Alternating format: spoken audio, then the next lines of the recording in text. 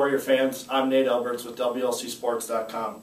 I'm here today with second-year head softball coach Bill Curtis to preview the 2013 season and look ahead to the upcoming spring trip to Fort Myers, Florida. Coach, thanks for joining me. Thanks, Nate. Coach, you are returned for your second season where you won 13 games a season ago, which was the most in the 2008 season. What are you looking forward to carry over to this year from last year? Well, we're very excited about this new season. We've got a core of seasoned veterans that are going to hopefully carry us to the next level. We feel we're in a really good position to get to the tournament this spring, which is our goal. And we're confident we have the players to do that with the returning veterans as well as the new freshman class. Okay. Let's get into the team a little bit here. Starting with the pitching staff, Kendra Thomas, who was the team's ace last year, will be the team's ace this year. Last year she suffered a tough injury. When she was in Florida last year, she was off to a hot start. You guys were winning games. She was the ace of the staff, the leadership that you were looking for. Unfortunately, that injury took her out from the remainder of the season, kind of threw a wrench into the season, which you go from having your ace to scrambling to find pitching. How has she bounced back from that injury, and what are your expectations for her for this season? Kendra did have a serious injury last spring, but she's recovered 100%. She's throwing extremely well in practice right now. She's clearly the leader of the pitching staff at this point, and we're very excited to have her back. We've also brought in 3 freshman pitchers, and she's doing a great job leading those freshman pitchers, help teaching the college game. We have a freshman pitcher, Becca Schellberg, who we right now would be slated as the number 2 pitcher in the rotation. She's a very strong pitcher as well, very experienced, and we think she's going to add a lot to it. We have a 3rd pitcher, Libby Larson, who's doing extremely well this spring, this season as well. So far, we're going to give her some innings in Florida. So we think we're in really good shape for the pitching staff, and with Kendra's leadership and experience, we feel very comfortable and confident going into the season. And I tell you what, Warrior fans, I've been viewing some of their practices so far this season, and I tell you what, Kendra is looking good. 3 other pitchers are looking phenomenal, balanced staff, and last year you didn't have that, where you only had to rely on Kendra for most of the season. But once she got hurt, that really threw a wrench into the team, and they had to scramble to find pitching. And this year, with having the 4 pitchers, it gives more versatility to the team. And I think that will really benefit you guys going into the season. And we're very comfortable and confident with the pitching staff we have this year. Okay. Let's talk about the girls that would be catching your pitching staff. Unfortunately, Emily Sievert suffered a torn ACL injury in the offseason.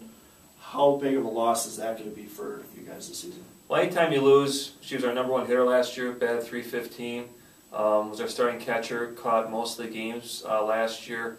Extremely strong player, athletic, and a great arm. Anytime you lose an athlete of that caliber, it's obviously not easy to replace. So we've had to, but I guess the one good piece of good news is it happened before the season started, so we had a heads up on what we were facing for the season. We're moving Jenny Recklich, who was our backup catcher last year, from second base to the starting catching position. Jenny's a very accomplished catcher. We feel very comfortable with her back there. We've taken one of our freshman pitchers, Taylor Turn. We were now grooming her to be our backup catcher. So, even though Emily's loss was huge, we feel confident that we're going to go into the season, as well prepared as we possibly can be at that position. Okay. Now let's start going through your infield. The lone senior on the team, Lauren Mance. Like I said, is the lone senior on the team, scheduled to play first base. You had her at some at 3rd in practices that I've seen. What type of leadership does Lauren bring to this team, being that lone senior? Well, her leadership is important because she has been here her 4th season at WLC. She knows the game, she knows the team, she knows WLC very well. She's also one of the 2 captains nominated by her fellow teammates. So there's a natural leadership position. She also is going to be a teacher, so she's got that natural instinctive and trained ability to lead and teach, and she takes that role seriously. So she's sort of the mother of the team and takes care of the players. So from on the field and off the field, she's a great leader for us, setting a great example. Plus, she's very positive about everything. Last year she was our starting 3rd baseman. We needed a new first baseman this year, so she now has taken over the role of first baseman. We have a freshman, Tara D., who is going to be our third baseman starting the season. So just the ability for, because we always preach to our players the ability to play more than one position. Lauren's actually demonstrated that by switching from third base to first base with no complaints. Is doing a great job for us there. So that piece of it, the leadership, is really hard to quantify. She just demonstrates that every day in practice and has a very positive attitude that just percolates through the whole team. Let's talk about another infielder, Ginny Curtis. He had one of the best hitting seasons last year. What are your expectations for her for this season? Is she going to be the leader of the infield and middle part of the lineup? What are your expectations for her this season? She was our number 2 hitter last year and has significant ability and experience at the shortstop position. She has a vital role for us. She's also one of the captains of the team. She's one of the 2 captains along with Lauren, voted by her teammates. So her ability to lead on the field and off the field is extremely important. She is coming off shoulder surgery last summer. She's rehabbing very well. She's not at 100% yet, but she's getting there. So we're in a process of managing her return to 100%, which is going very well. So her ability to hit, her ability to lead, her ability to field, it can't be underestimated on the team, and we feel very comfortable that she's rehabbing, that we're going to be in good shape with her at the shortstop position. Who else could we see in the infield? I know you got some talented freshmen this year. Who else could we see in the infield this year? Abby Wiggers, it would be the backup or co-shortstop with Ginny, depending on how Ginny's rehab comes along. Ginny and Abby are switching between second and shortstop during practices, so between the 2 of them, they will cover the middle part of the infield for us. Abby's a very athletic individual, and so we feel very comfortable that she gets gain some experience this year, that she will be able to fill those roles on the middle infield very well for us. Okay. Finally, let's take a look at the outfield. Dana Gagako, I believe I pronounced that. It's as good an explanation as I can give you. She was named all-freshman team last year. What are assets does she bring to this team? Diana is a very athletic individual, extremely fast. She's a gifted athlete. She surprised everybody last year with her ability to get to a ball. She reacts very well to the hit. She gets to the balls extremely quickly, faster than we could ever have dreamed of. She's got excellent glove. But even more importantly, her arm is fantastic. She threw out at least 5 or 6 runners at home plate last year from left field. So she's a complete package, plus her ability to hit.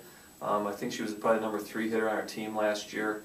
So between hitting and her ability to manage the outfield is significant. Between her and Mindy Shalinsky, they will be anchoring the outfield. Between left field and center field will be the 2. And we feel we have as good or better than any outfield in the conference. We feel extremely comfortable and confident with that. We have a couple freshmen that will help us, and they'll help us out in right field. So we're in great shape in the outfield this year. Glad you brought up Mindy Shalinsky. That was my next question here. She returns after starting all 40 games, which is pretty impressive, going from early on to this season to being that consistent player. Could we see her back in that leadoff spot this year? I know she's got great speed. She stole double-digit base totals consecutive years. What's her status for batting? Not sure about the leadoff position now, but she does bring us an offensive weapon that's important. She's left-handed, so she hits from the left side and slaps from the left side. She's one of the fastest runners we have on the team, so it's very, very important that we get her on base. Whether she's our leadoff hitter is still, we're going to test that in Florida and see how that works out. But because we have some other extremely quick individuals who might fill that role equally, but between her ability to play outfield, she's extremely fast, gets the balls, and her ability to hit from the left side is obviously very critical for us. So she will always have a critical role in our lineup for us. Who else could we see in the outfield this year? I know Sarah Conwell was a name that we brought up in practice. How has she developed this year? Sarah's done a great job. She's an extremely hard worker. She's a great student of the game. She listens. She's improved significantly. I see Sarah getting playing time in right field this year. She's been working very hard at improving her game. And we also have a couple of freshmen. One of our pitchers, Becca Schellberg, who might see some time out in right field, as well as one of our other pitchers, Libby Larson.